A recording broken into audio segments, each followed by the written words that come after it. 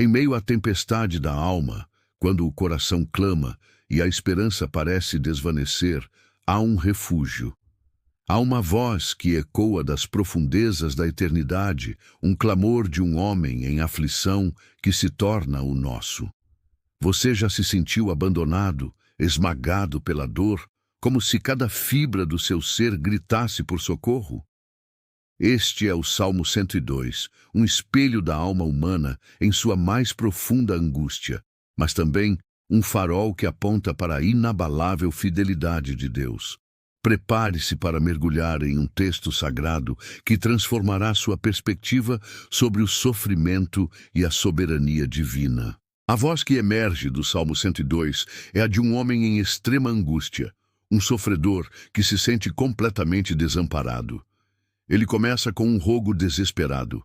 Senhor, ouve a minha oração e chegue a ti o meu clamor. É um grito primário, sem rodeios, de alguém que anseia pela atenção divina.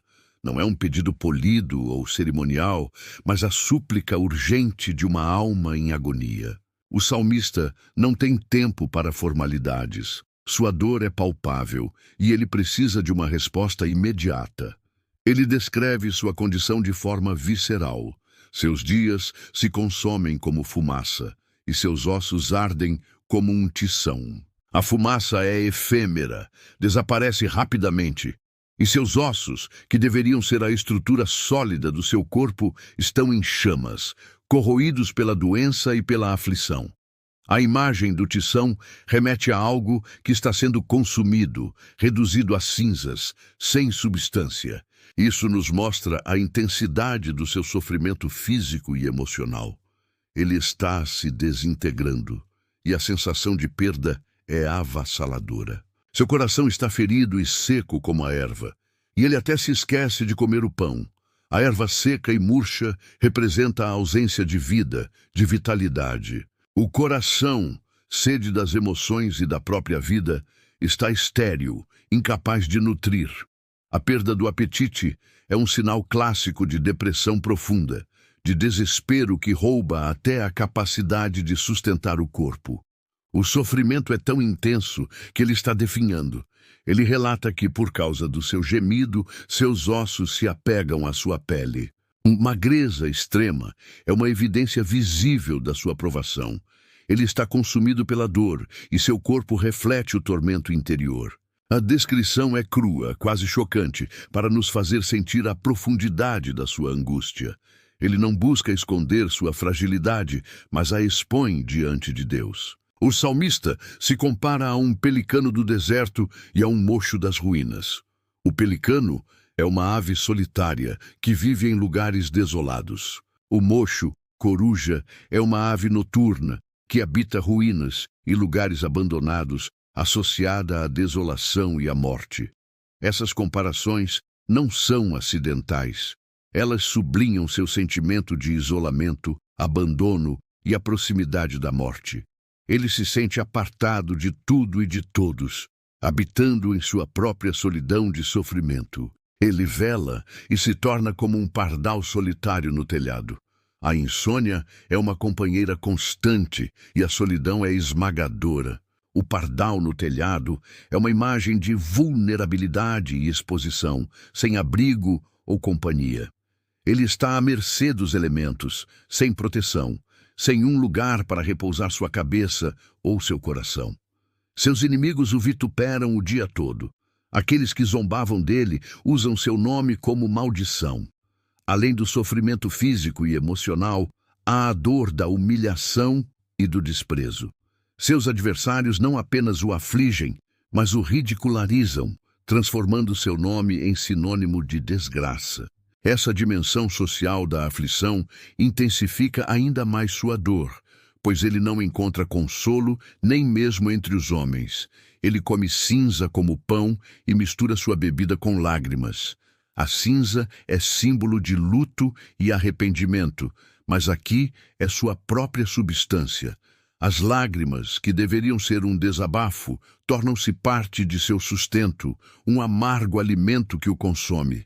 É uma imagem de profunda tristeza e autossacrifício. onde a própria existência é permeada pela dor. Tudo isso acontece por causa da indignação e da fúria de Deus, pois Deus o levantou e o lançou fora. Há uma consciência de que sua aflição é, de alguma forma, consequência do descontentamento divino. Ele se sente como um objeto nas mãos de Deus, elevado apenas para ser derrubado. Essa percepção intensifica o desespero, pois se o próprio Deus está contra ele, onde pode encontrar ajuda? Seus dias são como a sombra que se alonga, e ele seca como a erva. A sombra que se alonga aponta para o fim do dia, para o anoitecer e para a iminência da morte. Ele percebe a brevidade e a fragilidade da sua própria vida, que está se esvaindo como uma sombra passageira. A repetição da imagem da erva seca reforça a ideia de definhamento e morte iminente. Até aqui, o Salmo 102 é um lamento sombrio, um túnel de dor e desespero. Mas, de repente, o panorama muda drasticamente. É uma transição que nos leva do abismo da aflição para o cume da esperança. Ele eleva seus olhos e sua voz, não mais focada em sua própria miséria, mas na majestade e eternidade de Deus. Ele proclama: "Mas tu, Senhor, permanecerás para sempre, e a tua memória de geração em geração." Este é o ponto de virada. A efemeridade da vida humana contrasta com a eternidade de Deus. Enquanto o homem perece, Deus subsiste. Sua existência é imutável e seu caráter é eterno. Sua memória, sua reputação, seu nome são passados de uma geração para outra inabaláveis. A partir desse ponto, o Salmo se transforma em uma oração de intercessão por Sião, a cidade de Deus. Tu te levantarás e terás misericórdia de Sião, pois é tempo de ter piedade dela. Sim, o tempo determinado já chegou. O salmista, apesar de sua dor pessoal, volta-se para a restauração de seu povo e de sua cidade. Ele entende que a esperança não está apenas em sua própria cura, mas na restauração do plano maior de Deus. Há um tempo determinado para a manifestação da misericórdia divina. Ele justifica essa súplica, pois os teus servos amam as suas pedras e se compadecem do seu pó. Há um profundo apego à cidade, mesmo em ruínas. As pedras e o pó, que deveriam ser apenas elementos inertes, são amados por causa do que Sião representa, a presença de Deus e a promessa de um futuro. É um amor que transcende a desolação presente. Como resultado da intervenção divina, as nações temerão o nome do Senhor, e todos os reis da terra a sua glória. A restauração de Sião não é apenas para o benefício de Israel, mas para que o nome de Deus seja glorificado entre todos os povos. A glória de Deus se manifestará de tal forma que até os governantes e as nações mais poderosas reconhecerão sua soberania. Ele continua: "Quando o Senhor edificar a Sião, aparecerá na sua glória." A edificação não é apenas física, mas espiritual. A glória de Deus será visível em Sião, um testemunho do seu poder e fidelidade. A cidade, que antes era um símbolo de ruína, se tornará um farol da glória divina. Deus ouvirá a oração dos desamparados e não desprezará o seu clamor.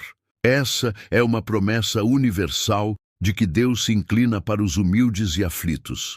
Ele não ignora o grito dos que não têm onde se apoiar, dos que foram esquecidos e oprimidos. O clamor do salmista, que começou como um grito pessoal, agora se expande para incluir todos os que sofrem. Isso será escrito para a geração futura, e o povo que há de nascer louvará ao Senhor. O testemunho da restauração de Sião será perpetuado. Será uma história contada de geração em geração, uma prova irrefutável do amor e do poder de Deus. As futuras gerações, ao conhecerem essa história, serão inspiradas a louvar ao Senhor. Pois Deus olha desde o alto do seu santuário. Desde o céu, o Senhor contempla a terra, para ouvir o gemido do prisioneiro, para soltar os sentenciados à morte. a perspectiva muda para a visão de Deus do céu, observando a terra. Ele não está alheio ao sofrimento humano. Ao contrário, ele se inclina para ouvir os mais oprimidos, os presos, os condenados à morte. Sua compaixão alcança aqueles que estão no ponto mais baixo da existência. Tudo isso para que se publique em Sião o nome do Senhor e o seu louvor em Jerusalém, quando os povos e os reinos se ajuntarem para servir ao Senhor. O propósito final da restauração e da manifestação da glória de Deus é a adoração. Sião e Jerusalém se tornarão centros de louvor, onde nações e reinos se reunirão para servir ao Senhor. É uma visão escatológica de um tempo em que toda a terra reconhecerá e adorará a Deus. Apesar dessa visão gloriosa, o salmista retorna brevemente à sua própria condição. Ele abreviou a minha força no caminho, encurtou os meus dias. A doença e a aflição ainda estão presentes, e a sensação de que a vida está sendo cortada pela metade persiste. É um lembrete de que, mesmo em meio à esperança, a dor e a fragilidade humanas não desaparecem imediatamente. Ele suplica: ó meu Deus, não me leves no meio dos meus dias, os teus anos duram por todas as gerações. Ele clama por mais tempo de vida para não ser levado prematuramente. Contrasta sua vida finita com a infinita existência de Deus, apelando à eternidade divina como base para sua súplica. E então o ápice da certeza e da fé. No princípio fundaste a terra, e os céus são obra das tuas mãos. Eles perecerão, mas tu permanecerás. Todos eles envelhecerão como um vestido, e como roupa os mudarás, e ficarão mudados. Essa é uma declaração monumental da soberania de Deus sobre a criação. O universo inteiro é uma obra de suas mãos, e mesmo ele tem um fim. Mas Deus, o Criador, transcende tudo. Ele é imutável, eterno, e tem o poder de renovar e transformar. Mas tu és o mesmo, e os teus anos nunca terão fim. A imutabilidade de Deus é a âncora da esperança. Ele não muda. Sua fidelidade não falha, sua natureza permanece a mesma. Os anos de Deus são infinitos, o que significa que sua capacidade de amar, salvar e sustentar também é infinita. Finalmente, ele conclui com uma promessa reconfortante. Os filhos dos teus servos habitarão seguros, e a sua descendência será estabelecida diante de ti. Apesar de toda a dor e sofrimento, há uma garantia de futuro. Os descendentes dos fiéis, daqueles que serviram a Deus, encontrarão segurança e permanência na presença divina. É uma visão de redenção e continuidade, onde a fé é recompensada com uma herança duradoura. O Salmo 102 é uma jornada da escuridão para a luz, do desespero para a esperança. Começa com um clamor profundo de angústia, descrevendo a mais cruel das aflições, mas se eleva a uma visão grandiosa da eternidade, da soberania e da fidelidade de Deus. Ele nos ensina que mesmo quando nos sentimos abandonados e à beira da morte, podemos encontrar refúgio na imutabilidade divina. Sua dor pessoal se transforma em um hino de louvor universal, um testemunho de que Deus ouve o clamor dos aflitos e tem um plano de redenção para toda a humanidade. Este salmo nos convida a lançar nossa dor diante do Eterno, a confiar que Ele não muda e que seus propósitos se cumprirão, trazendo restauração e glória, tanto para nós quanto para as gerações futuras. Não importa o quão profunda seja a sua dor, o Salmo 102 nos lembra que a eternidade de Deus é a nossa maior esperança. Ainda hoje, em meio às suas próprias lutas, você pode clamar a este Deus eterno. Se este vídeo tocou seu coração e você busca a paz que excede todo entendimento, clique no link na descrição. Lá você encontrará um guia com os próximos passos para aprofundar sua fé e encontrar o consolo que só a palavra de Deus pode oferecer. Sua jornada de transformação começa agora. Não espere mais.